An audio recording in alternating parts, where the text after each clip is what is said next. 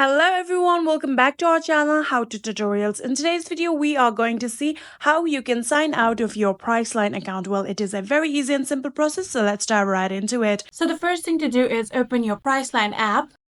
And after opening your Priceline, here you can see the option of Me under the navigation bar right here.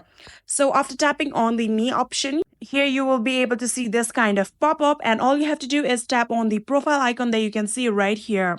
So here now you can see the option of sign out. Simply just tap on it in order to sign out of your account.